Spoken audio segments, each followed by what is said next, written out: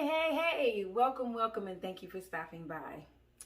You know what? First of all, I want to say thank you to all of my new subscribers. I am so very grateful for each and every one of you.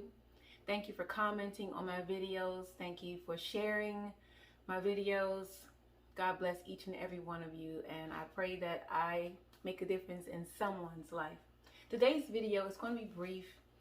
It started off, I was going to make some sweet and sour chicken fingers because when I cut the chicken up, it looked like fingers, right? But the results came out just like the sweet and sour chicken when you're in the restaurant.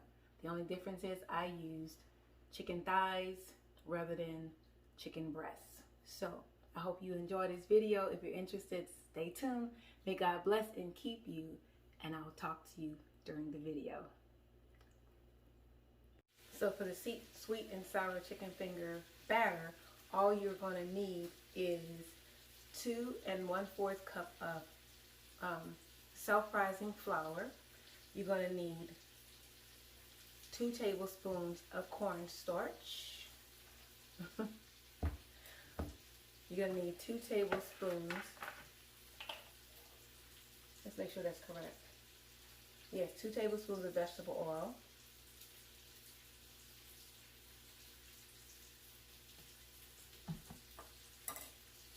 1 egg. You're going to put all this together, okay? Oops. Make sure you crack your egg without getting the shell into the batter. You're also going to need 1/4 tablespoon of white pepper. I do have it. I'll put that in there in just a moment. You're going to need 1 1/2 cup of cold water. And then you're going to mix all this up together. Give me just one moment. So this is the ground white pepper. We only need 1/4 teaspoon of that. Okay. And then we're just going to mix everything up. This makes the chicken very crispy. This is a great batter. It's the same batter they use in the Chinese or Thai kitchen, I suppose, when they're making that crispy sweet and sour chicken. I've used this recipe several times and it comes out really good.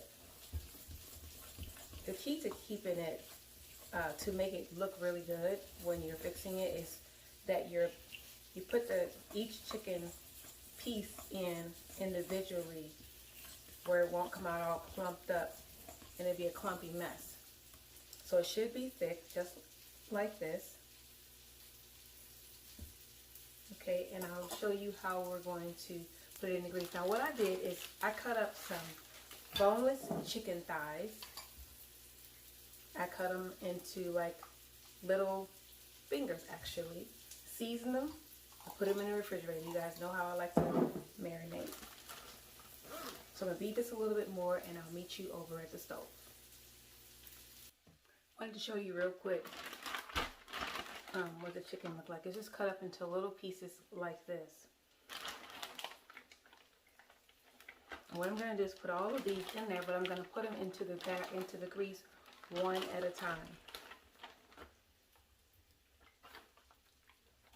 It's just me and my husband, so it's just going to be a few pieces. And I'm going to mix it up with my hand. The reason being is because when I do it with the spatula, the other utensil, it doesn't come out right, so I have to use my hand to mix it up right. It's quite messy, but it comes out right. Then I'm going to drop it into the grease one at a time. The key is to get it in there one at a time. I decided to use this just so you guys could see how easy it is. I do use my hand most of the time when I'm doing it, just so I can make sure I'm getting it individually, but this works just fine. Just want to put it in there one at a time. And I find that just works so much better. You want to hurry up and get them in because, you know, we don't think that they'll clump up, but that's what makes, when you put too many in at a time, it just gets all disgusting looking. then you have a mess. That's why I use my hand. You see how that just was sticking to that? And this batter is really thick. It coats it perfectly. So when you put them in one at a time, you see? That's exactly why I use my fingers. Then let them fry for about 5 minutes on each side, and then they'll be done. I'd like to show you guys what it looks like when you use the tongues and you put it in. This is more than one piece of chicken finger, and it's clumped together. They're going to be nice and crispy, as you could see, but because I put it in with the tongue, I have more than one piece of chicken in each one of these little balls, or supposedly fingers, which is what they're going to be on the next one, because I'm going to use my fingers to put them in individually. So I just wanted you to see what they look like. And they're still fingers, but they're going to look better on the second round. Now, here I'm putting it in one piece at a time. It's going to come out a whole lot better because my finger helps me to get one. It seems like a lot of work, but it's actually not.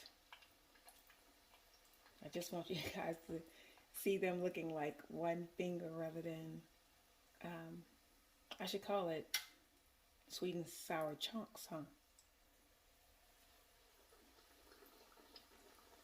Some of the pieces are longer than the other ones, but as you can see. See how they're formulating right there? That's better.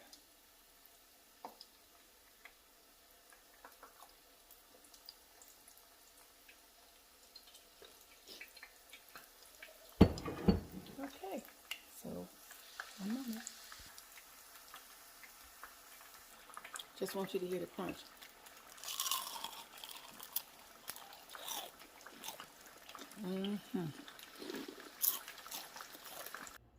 Okay guys, here is your sweet and sour chicken finished.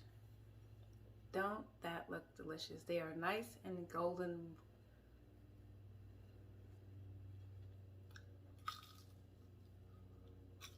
A little hot.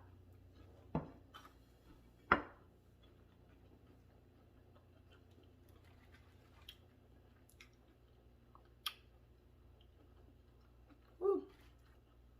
It's too hot. Let's talk to you guys for a minute. Hey. So, chicken came out delicious as usual. You know, the way I cut them into the strips would have made them fingers, but because the batter is so thick, it looks just like the chicken when you're at the restaurant. And I have some of the la choy, I think is what it's called, sweet and sour sauce. I put it back in the refrigerator, but I just poured some here. I have made this before on my own. It tastes delicious, just like this. It's really easy to make.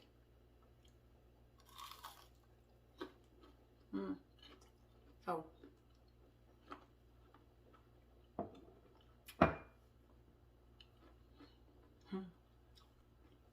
There you have it. I hope you enjoyed this quick video.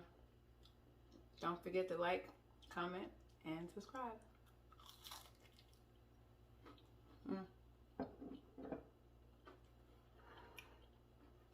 I want to thank God for the gift of cooking, the gift of baking.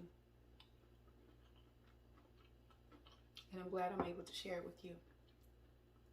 Don't forget to like, comment, and subscribe if you will. God bless.